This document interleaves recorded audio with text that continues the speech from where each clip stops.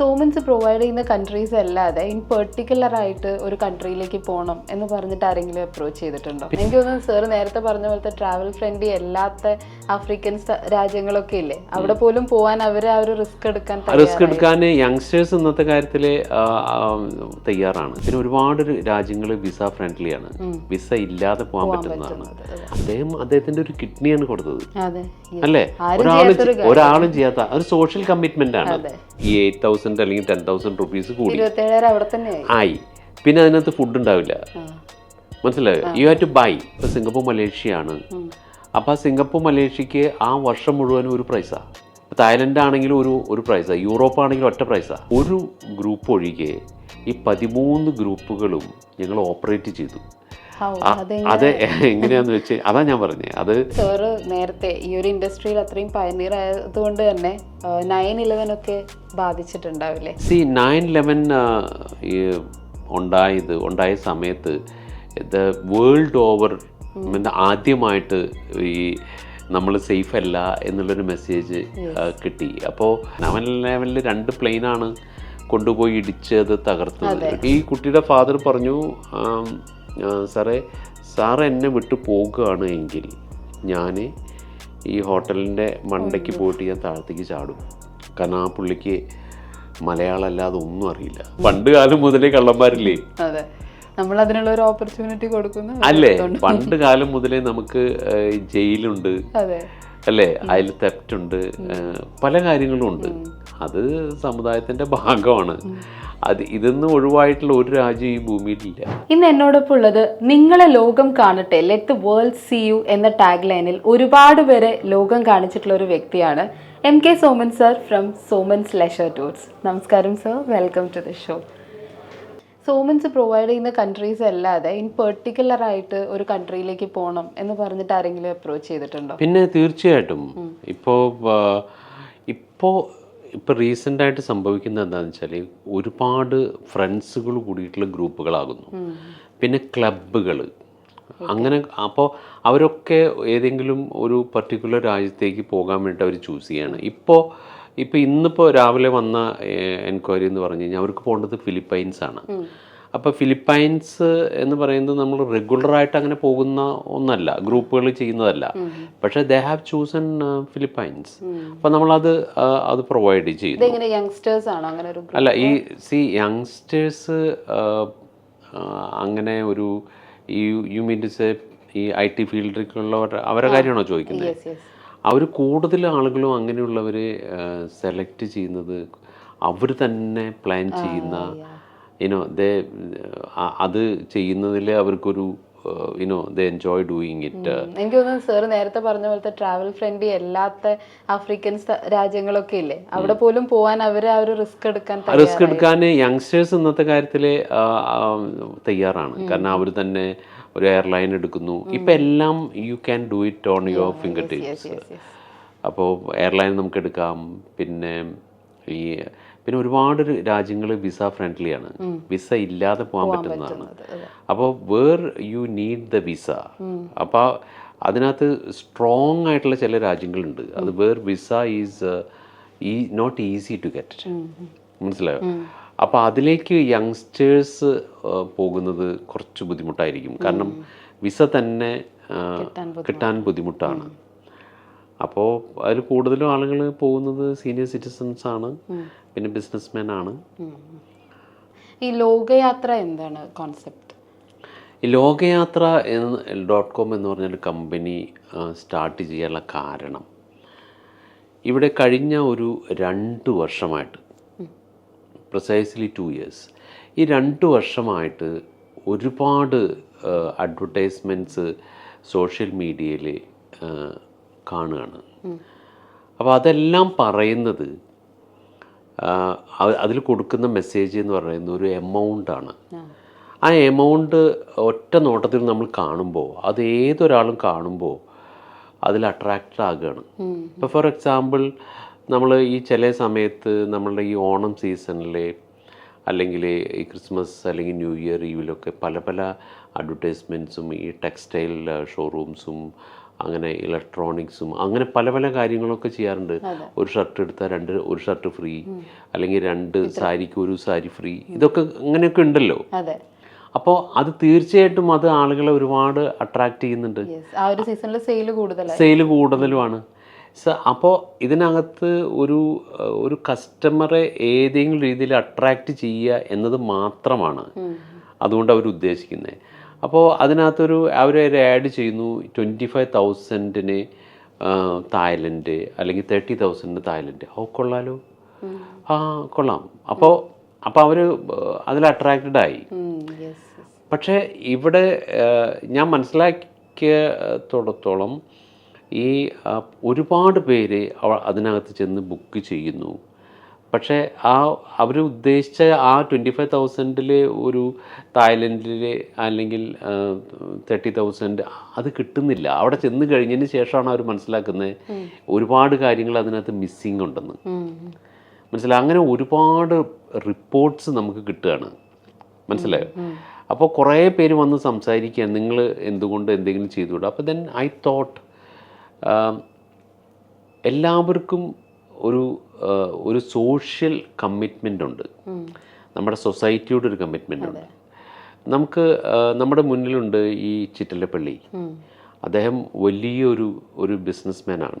അതായത് ഒരുപാട് ഹാർഡ് വർക്കിൽ അദ്ദേഹം വളർന്നതാണ്. വീഗാർഡൊക്കെ നമുക്കറിയാലോ. ഒരുപാട് ഹാർഡ് വർക്കാണ് അദ്ദേഹത്തിൻ്റെ സോഷ്യൽ കമ്മിറ്റ്മെൻ്റ് എന്ന് പറഞ്ഞു കഴിഞ്ഞാൽ. ഇപ്പോൾ റീസെൻ്റ്ലി ഞാൻ അദ്ദേഹത്തെ ഒരു മീറ്റിങ്ങിൽ ഞങ്ങൾ ഒരുമിച്ചുണ്ടായിരുന്നു. അദ്ദേഹത്തിൻ്റെ ഒരു കിഡ്നിയാണ് കൊടുത്തത്, അല്ലേ? ഒരാളും ചെയ്യാത്ത ഒരു സോഷ്യൽ കമ്മിറ്റ്മെൻ്റ് ആണ്, അല്ലേ? അതുപോലെ തന്നെ I strongly believe that I have A social commitment. I mean ഇപ്പോൾ കഴിഞ്ഞ 27 വർഷമായിട്ട് ഈ സ്ഥാപനം നടത്തുകയാണ്. അപ്പോൾ അതിനകത്ത് ഞങ്ങൾ ഈ ടൂറ് ആഗ്രഹിക്കുന്നവരെയൊക്കെ കൊണ്ടുപോയോ എന്ന് ചോദിച്ചു കഴിഞ്ഞാൽ ഇല്ല. എന്തുകൊണ്ടാണ് ഇങ്ങനെ ഒരു ഇതിവിടെ ഉണ്ടായത്? അതായത് ഈ 2 പേര് ഏതെങ്കിലും സ്ഥാപനത്തിൽ ജോലി ചെയ്ത് 4-5 വർഷം ജോലി ചെയ്ത അനുഭവത്തിൽ നിന്ന് അവിടെ നിന്ന് മാറിയിട്ട് സ്വന്തമായിട്ട് ഒന്ന് തുടങ്ങുകയാണ്.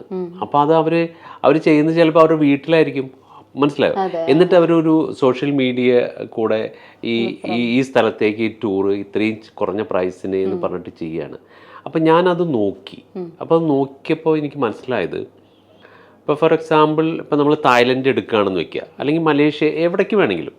അപ്പോൾ ആ തായ്ലൻഡിലേക്ക് പോകാൻ ഈ 25,000 രൂപയ്ക്ക് പോസിബിൾ ആണോ, അല്ലെങ്കിൽ 30,000 രൂപയ്ക്ക് പോസിബിൾ ആണോ എന്നതാണ്.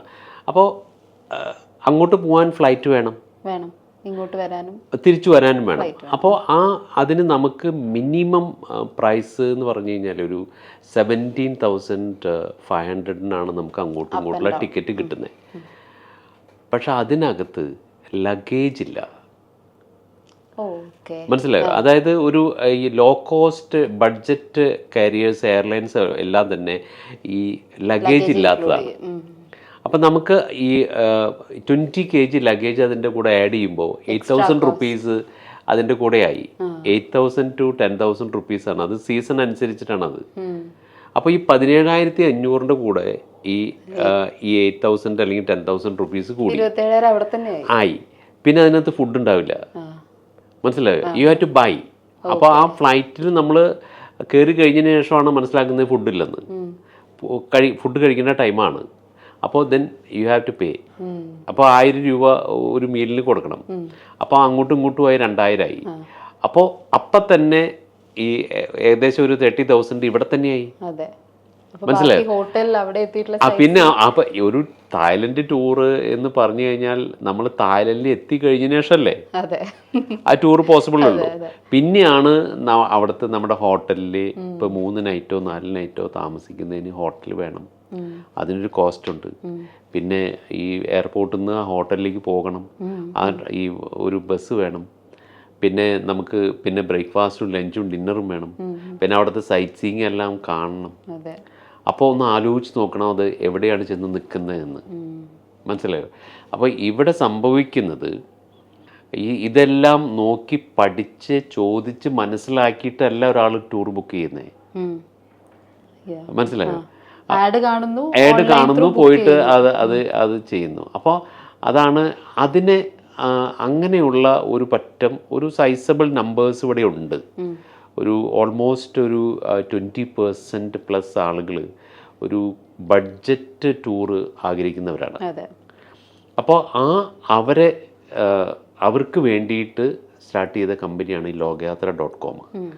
അപ്പോൾ അതിനകത്ത് ഈ ഒരു പ്രോഫിറ്റ് എന്ന് പറയുന്നതിനോട് അധികം ഇല്ലാത്ത ഒന്നായിട്ടാണ് ചെയ്യുന്നത്. ഫോർ എക്സാമ്പിൾ ഇപ്പം ഞങ്ങളുടെ ഒരു ദുബായ് ടൂർ ഇപ്പം നടന്നുകൊണ്ടിരിക്കുന്നുണ്ട്. അത് നിൽ പ്രോഫിറ്റാണ്. അതായത് ആക്ച്വൽ കോസ്റ്റ് ബേസ് ചെയ്തിട്ടാണ് അത് ചെയ്തിരിക്കുന്നത്.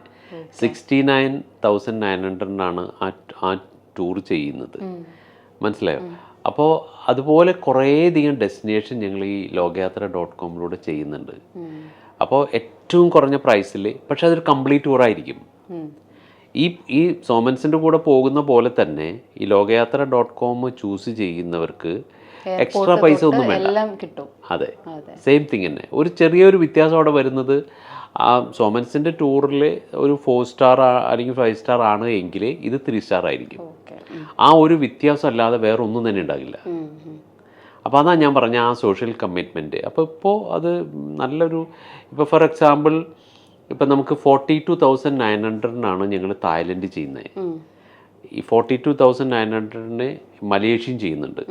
അത് എന്തിന് നമ്മൾ ഈ അമേരിക്ക ടൂറ്, ഇപ്പം ഞങ്ങൾ സോമൻസിൻ്റെ അമേരിക്കൻ ടൂറ് ഈ 18 ദിവസത്തെ ടൂർ എന്ന് പറഞ്ഞു കഴിഞ്ഞാൽ ഏകദേശം 6,50,000 ആണ്. അത് ഈ ലോകയാത്ര.com 10 ദിവസത്തെ അമേരിക്കൻ ടൂർ നമ്മൾ ചെയ്യുന്നത് 2,95,000 മനസ്സിലായോ? ഈവൻ യൂറോപ്പ് 1,95,000 ചെയ്യുന്നത്.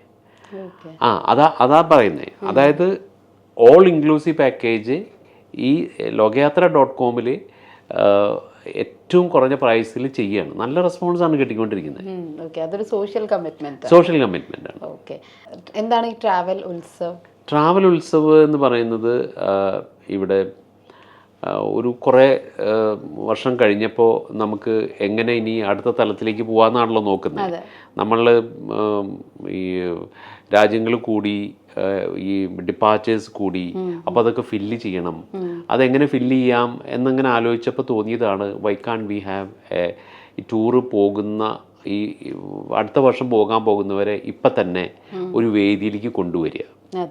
അപ്പം ഞങ്ങളൊരു ഏതെങ്കിലും സ്ഥലത്ത് ഒരു ഹോട്ടൽ എടുക്കുന്നു. ആ ഹോട്ടൽ അത് നമ്മൾ പരസ്യം ചെയ്യുന്നു, ഈ ട്രാവൽ ഉത്സവ് എന്ന് പറഞ്ഞിട്ട്. അപ്പോൾ അവിടേക്ക് ഒരുപാട് ആളുകൾ വരുന്നു. അപ്പോൾ എന്നിട്ട് നമ്മൾ അവരുടെ അടുത്ത് ഈ അടുത്ത വർഷത്തെ പാക്കേജുകൾ ഇതൊക്കെയാണ്, would you like to choose. അപ്പോൾ അതിന് ഒരു നല്ലൊരു പ്രൈസിൽ അതിപ്പോൾ മനസ്സിലായോ? അങ്ങനെ ഞങ്ങൾ തുടങ്ങിയതാണ് 14 വർഷം മുമ്പ്. ഈ ആദ്യം ടൂർ ഫെസ്റ്റ് ആയിരുന്നു, ഇപ്പോൾ അത് ട്രാവൽ ഉത്സവമായി. ഇപ്പം നമ്മളിപ്പോൾ സംസാരിക്കുന്ന സമയത്ത് കണ്ണൂർ നടന്നുകൊണ്ടിരിക്കുകയാണ്. അപ്പോൾ എല്ലാ ഡിസ്ട്രിക്റ്റിലുമാണ് ചെയ്യുന്നത്. അപ്പോൾ അത് നല്ല റെസ്പോൺസാണ് കിട്ടുന്നത് സോമൻസിനെ സംബന്ധിച്ചോളം. അപ്പം നമുക്കൊരു 10,000 പാസഞ്ചർ നമുക്ക് ഈ ഒരു വർഷം വേണമെങ്കിൽ അതിൽ 50 to 60% ആളുകളെയും നമുക്ക് കിട്ടുന്നത് ഈ ട്രാവൽ ഉത്സവിലാണ്. കാരണം അവർക്കറിയാം വളരെ കുറഞ്ഞ പ്രൈസിനാണ് അത് നമ്മൾ ഓഫർ ചെയ്യുന്നത്. അപ്പോൾ ഒരു 10,000 റുപ്പീസ് അടച്ചിട്ട് അവർക്ക് ഒരു ടൂർ ബുക്ക് ചെയ്യുകയാണ് എങ്കിൽ ആ വർഷം പിന്നെ മറ്റൊരു പ്രത്യേകത സോമൻസിനുള്ളത് എന്താണെന്ന് വെച്ചാൽ, ഇപ്പോൾ സിംഗപ്പൂർ മലേഷ്യയാണ്. അപ്പോൾ സിംഗപ്പൂർ മലേഷ്യക്ക് ആ വർഷം മുഴുവനും ഒരു പ്രൈസാണ്. തായ്ലൻഡ് ആണെങ്കിലും ഒരു പ്രൈസാണ്, യൂറോപ്പ് ആണെങ്കിലും ഒറ്റ പ്രൈസാണ്. ഇൻഫ്ലേഷൻ അനുസരിച്ചിട്ട് ഒന്നും മാറില്ല, സോമൻസിന് മാറില്ല. എന്ത് സംഭവിച്ചാലും കസ്റ്റമറെ നമ്മൾ ഇത് ചെയ്യില്ല. കസ്റ്റമറുടെ മേലെ അത് ഇട്ട് കൊടുക്കുക, അങ്ങനെ ഒരു സംഭവം നമുക്കില്ല. വി സഫർ. കസ്റ്റമേഴ്സ് ഹാപ്പി ആയിരിക്കും. നമ്മളൊരു പ്രൈസ് അവരുടെ അടുത്ത് പറഞ്ഞു. ഒന്നാമത് first of all as A human being നമ്മൾ ഒരാളോടൊരു വാക്ക് പറയുന്നു. ആ വാക്ക് എന്ത് തന്നെ ആയിക്കോട്ടെ, ഞാനൊരു 100 രൂപ തരാം, നിനക്ക് തരാം എന്ന് പറഞ്ഞു കഴിഞ്ഞാൽ അത് കമ്മിറ്റ് ചെയ്യണമല്ലോ, അല്ലേ? അത് we are not suppose to change. സോമൻസ് അത് വാക്ക് ഇതുവരെ ചേഞ്ച് ചെയ്തിട്ടില്ല. അതുകൊണ്ട് തന്നെയായിരിക്കും റിപ്പീറ്റഡ് കസ്റ്റമേഴ്സ് ഇങ്ങോട്ടേക്ക്. അതെ. അപ്പോൾ സാർ ഇത്രയും പറഞ്ഞതിൽ നിന്നും സാറിന് ഈ ഒരു ജേർണിയിൽ ഒരുപാട് ചാലഞ്ചസും ഫേസ് ചെയ്യേണ്ടി വന്നിട്ടുണ്ടാവില്ലേ? ഇപ്പം ഒരുപാട് എക്സാമ്പിൾ 2016 തന്നെ ഡിമോണിറ്റൈസേഷൻ, GST റേറ്റ് കൂട്ടുന്നു. അപ്പം ഈ ഒരു സമയത്തൊക്കെ എങ്ങനെയാണത്? എന്ത് വന്നാലും സാർ പറഞ്ഞ പോലെ തന്നെ ആദ്യം ബാധിക്കുന്നത് ട്രാവൽ ഇൻഡസ്ട്രി തന്നെയായിരിക്കും. ഇപ്പോൾ ഈ GST ആദ്യമായിട്ട് വന്നപ്പോൾ നമ്മൾ ആദ്യമായിട്ട് കേൾക്കുകയാണ് ഈ GST എന്ന് പറഞ്ഞാൽ എന്താകും. നാച്ചുറലി ഒരുപാട് പേടി വന്നു. പക്ഷേ ആ GST ഇൻട്രൊഡ്യൂസ് ചെയ്യുന്നതിന് മുമ്പ് കുറച്ചൊരു ടൈം ഫ്രെയിം തന്നിരുന്നു, മനസ്സിലായോ? അപ്പം തന്നെ ഞങ്ങളത് എല്ലാവരിലും ആ ടൂർ പോകാൻ ബുക്ക് ചെയ്യുന്നവരും ബുക്ക് ചെയ്യാൻ സാധ്യതയുള്ളവരൊക്കെ ആയിട്ട് ബന്ധപ്പെട്ടിട്ട് ഈ സമയത്തിൻ്റെ ഉള്ളിൽ നിങ്ങൾ പേ ചെയ്യുകയാണെങ്കിൽ അങ്ങനെ. അതെ. പക്ഷേ പിന്നീട് അത് എല്ലാവരും അത് ആക്സെപ്റ്റ് ചെയ്തു. ഞങ്ങൾക്ക് ഏറ്റവും കൂടുതൽ ഇഷ്യൂ വന്നത് ഈ ഫ്ലഡാണ്, മനസ്സിലായി. എയർപോർട്ടൊക്കെ 30 ദിവസത്തോളം അടച്ചിട്ട. അതെ. അത് ആ സമയത്ത് ഞങ്ങളെ സംബന്ധിച്ചോളം ഒരു 13-14 ഗ്രൂപ്പ്സ് ഉണ്ടായിരുന്നു, മനസ്സിലായോ? അതിൽ ഞങ്ങൾ ഒരു ഗ്രൂപ്പ് ഒഴികെ ഈ 13 ഗ്രൂപ്പുകളും ഞങ്ങൾ ഓപ്പറേറ്റ് ചെയ്തു. അത് എങ്ങനെയാണെന്ന് വെച്ച് അതാ ഞാൻ പറഞ്ഞത്. അത് ചില ഗ്രൂപ്പുകൾ ഞങ്ങൾ ചെന്നൈയിൽ പോയി ഈ ബസ്സിൽ കൊണ്ടുപോയിട്ട് അവിടുന്ന് ഓപ്പറേറ്റ് ചെയ്തു. ചിലത് തിരുവനന്തപുരത്ത് നിന്ന് ഓപ്പറേറ്റ് ചെയ്തു, ചിലത് കാലിക്കറ്റ് നിന്ന് ഓപ്പറേറ്റ് ചെയ്തു. ചില ഗ്രൂപ്പുകൾ തിരിച്ചു വന്നത് ബോംബെയിലും അഹമ്മദാബാദിലും ഡൽഹിയിലൊക്കെയാണ്, മനസ്സിലായോ? അവരെ ഞങ്ങൾ തിരുവനന്തപുരത്തേക്ക് കൊണ്ടുവന്നു, അല്ലെങ്കിൽ കാലിക്കറ്റിലേക്ക് തിരിച്ചു കൊണ്ടുവന്നു. അതും ഒരു കസ്റ്റമറുടെ അടുത്തു നിന്നും ₹1 എക്സ്ട്രാ വാങ്ങാതെ, മനസ്സിലായോ? കസ്റ്റമേഴ്സിന് ഒരിക്കലും അല്ല. കസ്റ്റമേഴ്സിന് ഒരു പ്രശ്നം ഞങ്ങൾ കൊടുക്കില്ല. കാരണം കസ്റ്റമർ എന്ന് പറയുന്നത് പരീക്ഷണ വസ്തു അല്ല, മനസ്സിലായി. അവര് ഞങ്ങളെ വിശ്വസിച്ചിട്ടാണ് വരുന്നത്. ആ വിശ്വാസം കീപ്പപ്പ് ചെയ്യാൻ അത് എന്തു തന്നെയായാലും ശരി, അതിന് കഴിഞ്ഞില്ലെങ്കിൽ ആ ബിസിനസ്സോ എന്ത് പ്രവർത്തിയാലും നമ്മൾ ചെയ്യാൻ പാടില്ല. I strongly believe like that.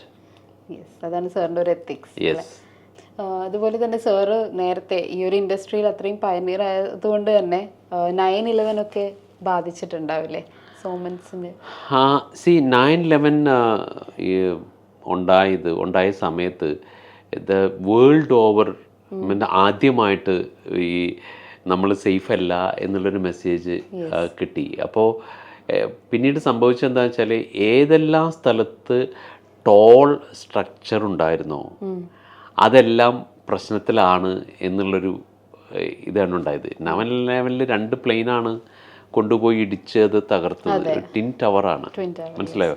അപ്പോൾ ലോകത്തിലുള്ള മറ്റ് ടിൻ ടവേഴ്സും പിന്നെ ഒരുപാട് ഹൈറ്റുള്ള ഏതെല്ലാം ബിൽഡിങ്ങും ഞങ്ങൾക്കിത് നാളെ സംഭവിക്കാം എന്നുള്ളൊരു തോന്നലുണ്ടായി.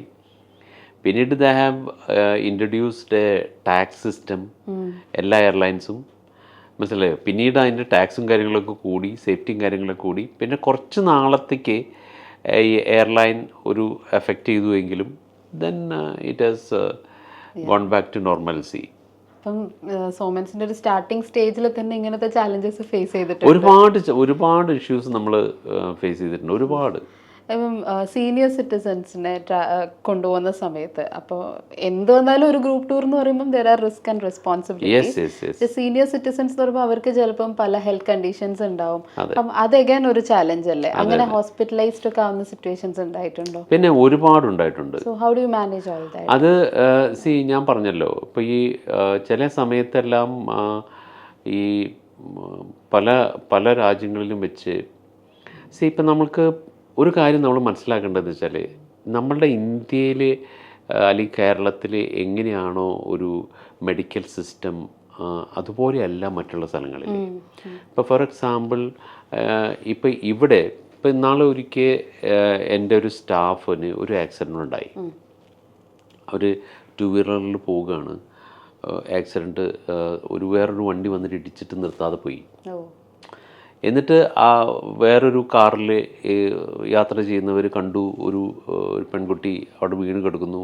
അവർ നിർത്തി അതിനെ അവരുടെ കാറിലാക്കി ഒരു ഹോസ്പിറ്റലിലേക്ക് കൊണ്ടുപോയി. ഞാൻ ഹോസ്പിറ്റലിൻ്റെ പേര് പറയുന്നില്ല.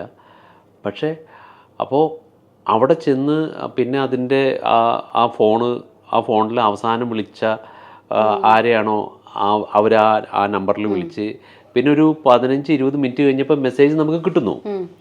ഓക്കെ, പിന്നെ ഞങ്ങളുടെ ഒരു സ്റ്റാഫ് ആ ഹോസ്പിറ്റലിലേക്ക് പോകുന്നു. അപ്പോൾ അവർ പറഞ്ഞത്, അപ്പോൾ ഈ കൈയൊക്കെ പൊട്ടിയിട്ട് ഇങ്ങനെ മാംസമൊക്കെ ഇങ്ങനെ എല്ലൊക്കെ പുറത്തേക്ക് വന്ന ഒരു സ്ഥിതിയാണ്. അപ്പോൾ ആ ഹോസ്പിറ്റൽ അതോറിറ്റി എൻ്റെ സ്റ്റാഫിൻ്റെ അടുത്ത് പറഞ്ഞത് 70,000 രൂപ നിങ്ങൾ പേ ചെയ്യൂ സ്പോട്ടിൽ, സോ വി വിൽ ട്രീറ്റ് എന്നാണ്. അപ്പോൾ എന്തെങ്കിലും ഒരു കാര്യം ചെയ്യണമെങ്കിൽ ആദ്യം പൈസ അടയ്ക്കുക എന്നുള്ളതാണ്. ഈ ഒരു സിസ്റ്റം അല്ല മറ്റൊരു സ്ഥലത്ത്, മനസ്സിലായോ? അപ്പോൾ ഒരു 25 വർഷം ബാക്കിലേക്ക് പോവുകയാണ് എങ്കിൽ ഏറ്റവും ആദ്യം ഒരു മെഡിക്കൽ ഇഷ്യൂ എനിക്കുണ്ടായത് സിംഗപ്പൂർ വെച്ചാണ്. അപ്പോൾ ഈ കോട്ടയത്ത് നിന്ന് ഏറ്റുമാനൂർ എന്ന് പറഞ്ഞ സ്ഥലത്ത് നിന്ന് ഒരു ഫാമിലി, അപ്പോൾ ആ ഫാമിലിയിൽ ഒരു 12th പഠിക്കുന്ന ഒരു കുട്ടി ഈ സിംഗപ്പൂർ സെൻറ്റോസ ഐലൻഡിൽ വെച്ചിട്ട് വീഴുകയാണ്. ആ നിപ്പിൽ വീഴുകയാണ്. അപ്പോൾ ആ കുട്ടിയെ നമ്മൾ വളരെ ബുദ്ധിമുട്ടി, നല്ല വെയിറ്റും ഹൈറ്റൊക്കെ ഉണ്ടായിരുന്ന, അന്ന് തന്നെ ഒരു 80+ കിലോ ഉണ്ട്. നമ്മൾ കൊണ്ടുപോകുന്നു, ആ ഒരു ഹോസ്പിറ്റലിൽ കൊണ്ടുപോകുന്നു. ഞാനുണ്ടായിരുന്നു. ഞാൻ അപ്പം തന്നെ അവിടുന്ന് സെൻറ്റോസ ഐലൻഡിൽ പ്രൈവറ്റ് കാറുകളൊന്നും വരില്ല. സോ യു ഹാവ് ടു അതിനെ ആളെ നമ്മൾ പുറത്തേക്ക് പോകണം. അപ്പോൾ സെൻറ്റോസ ഐലൻഡിൻ്റെ വണ്ടി ഉണ്ടാവും. അപ്പോൾ ആ സെൻറ്റോസ അവരുടെ ഓഫീസിലേക്ക് ഓടിപ്പോകുന്നു, അവരുടെ അടുത്ത് കാര്യം പറയുന്നു, ഒരു വണ്ടി അയക്കുന്നു. എന്നിട്ട് നമ്മൾ അതിൻ്റെ പുറത്തേക്ക് ആ ഗേറ്റ് വരെ അവർ കൊണ്ടുവിടുന്നു. അവിടുന്ന് ഒരു ടാക്സി വിളിക്കുന്നു. നമ്മൾ ഹോസ്പിറ്റലിലേക്ക് ഒരു ഡോക്ടറെ കാണുന്നു. ഡോക്ടർ പറഞ്ഞു ഇത് കുറച്ച് സീരിയസ് ആണ്, you take them to a hospital. ഒരു കിടന്നിട്ട് അങ്ങനെ ഒരു ഹോസ്പിറ്റലിലേക്ക് കൊണ്ടുപോയി. ആ ഹോസ്പിറ്റലിൽ നമ്മൾ പോയി ആ കുട്ടിയെ അഡ്മിറ്റ് ചെയ്യുന്നു. അഡ്മിറ്റ് ചെയ്തിട്ട് അപ്പോൾ 2 ദിവസം, അതിൻ്റെ പിറ്റേ ദിവസം നമ്മുടെ ഗ്രൂപ്പിലുള്ള കുറച്ച് ഡോക്ടേഴ്സ് ഉണ്ടായിരുന്നു. അവർ അവിടുത്തെ ഡോക്ടേഴ്സുമായിട്ട് സംസാരിച്ചപ്പോൾ അവർ പറഞ്ഞത് എന്താ വെച്ചാൽ ഒരു കോഫിൻ അറേഞ്ച് ചെയ്തോളാനാണ്. 100%, 90% ഡെത്താണെന്നാണ്. മനസ്സിലായോ? ഭയങ്കര പാനിക്കാവുന്ന ഒരു സിറ്റുവേഷനാണ്. പക്ഷേ ഒന്നും സംഭവിച്ചില്ല. മനസ്സിലായോ? 1 മാസത്തോളം ആ കുട്ടി അവിടെ കിടന്നു. അതിലൊരു 15 ദിവസം ഞാൻ ഹോസ്പിറ്റലിൽ അവരുടെ കൂടെ നിന്നു. പറഞ്ഞു വന്ന കാര്യം എന്ന് പറഞ്ഞു കഴിഞ്ഞാൽ ഈ അവർ നമ്മളുടെ അടുത്തുനിന്ന് ഒരു പൈസ ചോദിക്കുന്നില്ല. മനസ്സിലായോ? അതിൻ്റെ സർജറി ചെയ്യുന്നു. അതെ അതെ, അതൊരു 13-14 മണിക്കൂറാണ് ആ സർജറി നീണ്ടുന്നത്. ആ കുട്ടിക്ക് ഒരു വശം മുഴുവൻ പാരലൈസ്ഡായി, ഹെമറേജായി, തലച്ചോറ് ബ്രെയിൻ ഹാമറേജായി, ഓൾമോസ്റ്റ് ഒരു സൈഡ് മുഴുവൻ പോയി. ഇനി അടുത്ത സൈഡ് ഏത് സമയത്തും പോവാം, അങ്ങനൊരു സിറ്റുവേഷനാണ്. പക്ഷേ എന്നിട്ട് ആ സർജറി ചെയ്യുകയാണ്. മനസ്സിലായി? വളരെ ഫേമസ് ആയിട്ടുള്ള ന്യൂറോ സർജൻസ് അവിടെ ആ ഹോസ്പിറ്റലുണ്ടായിരുന്നു. അത് ആ സർജറി നിൽക്കുകയാണ്. ആ സർജറിക്ക് മുമ്പ് അവർ നമ്മുടെ അടുത്ത് വന്നിട്ട് പറഞ്ഞു ഇതാണ് അതിൻ്റെ possibility, chances are very less, 20% മാത്രമാണ് ഹോപ്പുള്ളത്. അത് സൈൻ ചെയ്യാൻ പറഞ്ഞിട്ട് ആ കുട്ടിയുടെ ഫാദർ സൈൻ ചെയ്യാൻ തയ്യാറായിരുന്നില്ല. മനസ്സിലായോ? പക്ഷേ ഈ സർജറി കഴിയുമ്പോഴും നമ്മളൊരു പേയ്മെൻറ്റ് ചെയ്തിട്ടില്ല. അവർ നമ്മളോട് ചോദിക്കുന്നില്ല. അത് ഒരു ഹോസ്പിറ്റൽ എന്ന് പറയുമ്പോൾ ആ ഹോസ്പിറ്റലിൽ നമ്മൾ ആദ്യം അവർ ചെയ്യേണ്ട ഡ്യൂട്ടി എന്താണ് എന്നത് നമ്മുടെ ഇന്ത്യയിൽ അല്ലെങ്കിൽ കേരളത്തിൽ അത് ബാധകമല്ല. First you make the payment. അത് ആക്സിഡൻ്റ് ആയാലും ശരി, എന്തായാലും ശരി. അതെ അതെ അതെ. പക്ഷെ അങ്ങനെ ഒരുപാട് കാര്യങ്ങളൊക്കെ ചെയ്തിട്ടുണ്ട്. ഇപ്പോൾ ആ കുട്ടി ഇപ്പോൾ കല്യാണം കഴിച്ച് അവനിപ്പോൾ 2 കുട്ടികളുണ്ട്. എന്നെ എൻജോയ് പിന്നെ അത് അങ്ങനെ ഒരുപാട് കാര്യങ്ങൾ ജീവിതത്തിൽ ഉണ്ടായിട്ടുണ്ട്. അപ്പോൾ അത് ഫസ്റ്റ് ടൈം 25 years ബാക്ക് ആണ്. അപ്പോൾ ആ സമയത്തൊക്കെ അങ്ങനെ ഒരു കാര്യം എക്സ്പെക്ട് ചെയ്യുന്നുണ്ടോ, ഇതുപോലുള്ള എമർജൻസീസ് ഉണ്ടാവും? ആക്ച്വലി അന്ന് എൻ്റെ കൂടെ ഒരു ഗ്രൂപ്പാണ്. അപ്പോൾ ഈ സിംഗപ്പൂർ കഴിഞ്ഞ് അതിൻ്റെ പിറ്റേ ദിവസം ഞങ്ങൾ തായ്ലൻഡിലേക്ക് പോവുകയാണ്. അപ്പോൾ ഈ കുട്ടിയുടെ ഫാദർ പറഞ്ഞു, സാർ എന്നെ വിട്ടു പോകുകയാണ് എങ്കിൽ ഞാൻ ഈ ഹോട്ടലിൻ്റെ മണ്ടയ്ക്ക് പോയിട്ട് ഞാൻ താഴത്തേക്ക് ചാടും. കാരണം ആ പുള്ളിക്ക് മലയാളം അല്ലാതെ ഒന്നും അറിയില്ല. അപ്പോൾ ഞാൻ ആ ഗ്രൂപ്പായിട്ട് ഡിസ്കസ് ചെയ്തു എന്താ ചെയ്യണ്ടേ. അപ്പോൾ അവർ പറഞ്ഞു, സോമൻ ഒരു കാര്യം ചെയ്യൂ, ഇവിടെ നിന്നോളൂ, അവരുടെ കൂടെ നിന്നോളൂ, ഞങ്ങൾ തായ്ലൻഡിലേക്ക് ഞങ്ങൾ ഒറ്റയ്ക്ക് ഞങ്ങൾ പൊക്കോളാം, മാനേജ് ചെയ്തോളാം, now you B with family എന്ന് പറഞ്ഞ്. അപ്പോൾ അവിടെ നിന്ന് വേറൊരു ഹോട്ടലിൽ ഞങ്ങൾ താമസം മാറ്റി.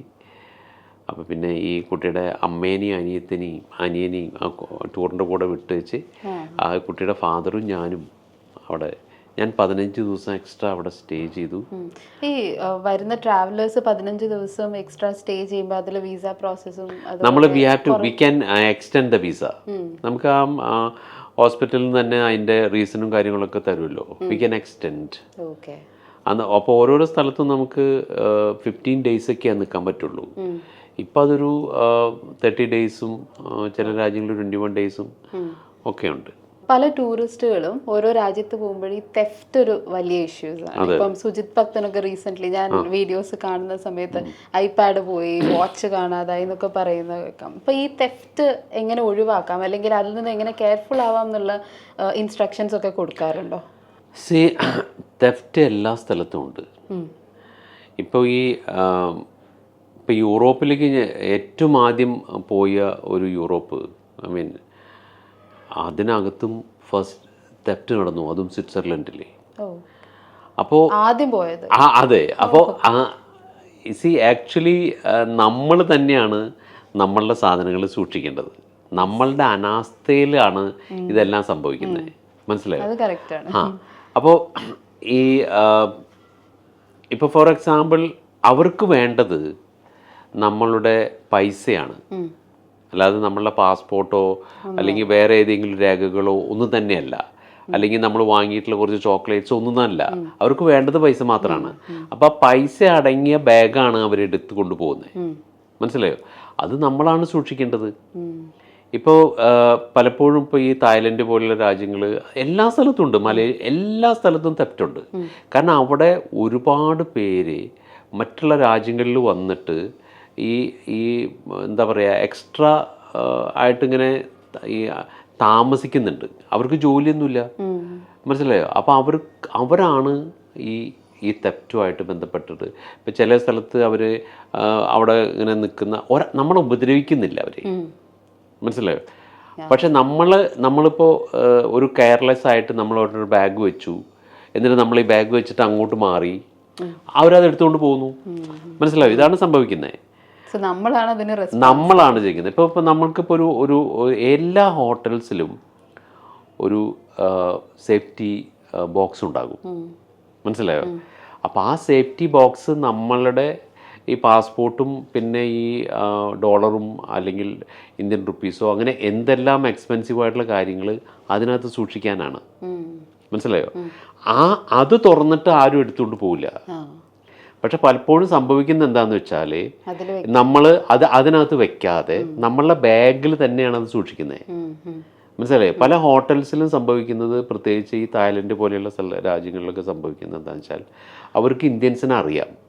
അപ്പോൾ അവർക്കറിയാം ഇതിനകത്ത് ഇവർ കുറേ പൈസ കൊണ്ടുവന്നിട്ടുണ്ടാവും, മനസ്സിലായോ?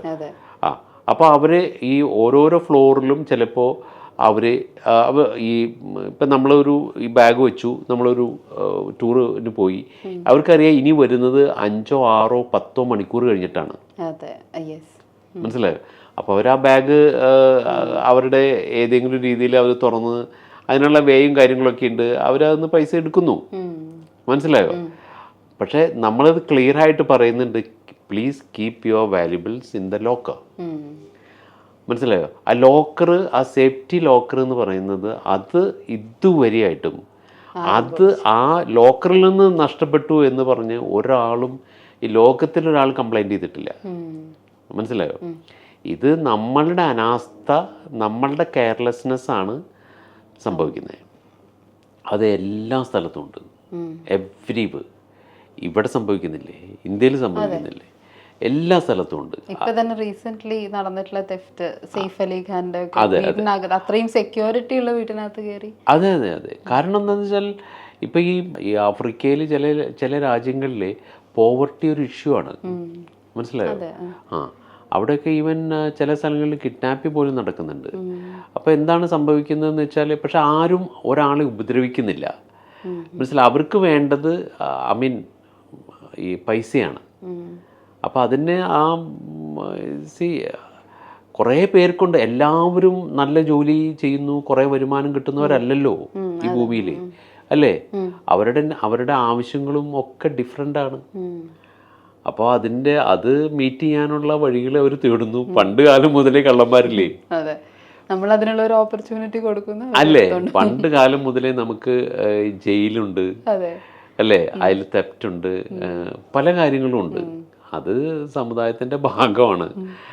ഇതൊന്നും ഒഴിവായിട്ടുള്ള ഒരു രാജ്യം ഈ ഭൂമിയിലില്ല. പിന്നെ ഈ അവിടെ വന്ന് താമസിക്കുന്നവരാണ് ഇതൊക്കെ ചെയ്യുന്നത്. മനസ്സിലായോ? ഇപ്പോൾ ഒരു മോസ്റ്റ് ഹാപ്പിയസ്റ്റ് കൺട്രി എന്ന് പറഞ്ഞു കഴിഞ്ഞാൽ അത് ഫിൻലാൻഡാണ്. ആ ഫിൻലാൻഡിൽ അല്ലാത്ത ആളുകൾ ഇപ്പം ഈ മനസ്സിലായോ?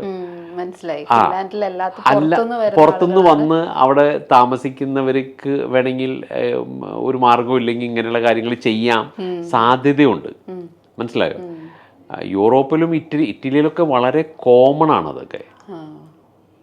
കാരണം അത് നമ്മൾ ഒരാളെ ഉപദ്രവിക്കുന്നില്ല, ഒരാളെ തട്ടിയിട്ടിട്ട് അല്ലെങ്കിൽ ഇടിച്ച് താഴെ വീഴ്ത്തിയിട്ട് അവരുടെ അങ്ങനെ ഒരു സംഭവം ഇല്ല. നമ്മളുടെ അനാസ്ഥ, നമ്മൾ ആ ബാഗ് ഇവിടെ വെച്ചു, എന്നിട്ട് ഇവിടെ ഈ ഭാര്യ ഭർത്താവായിട്ട് അവരുടെ ബാഗ് ഇവിടെയാണ് വെച്ചിരിക്കുന്നത്. മനസ്സിലായി? ഇവർ രണ്ടുപേരും നമ്മൾ സംസാരിക്കുന്നു, അവരത് നോട്ട് ചെയ്യുന്നു, അവരാ ബാഗ് എടുത്തുകൊണ്ട് പോകുന്നു. This is what happens. Like, subscribe and press bell button. Stay tuned for more videos.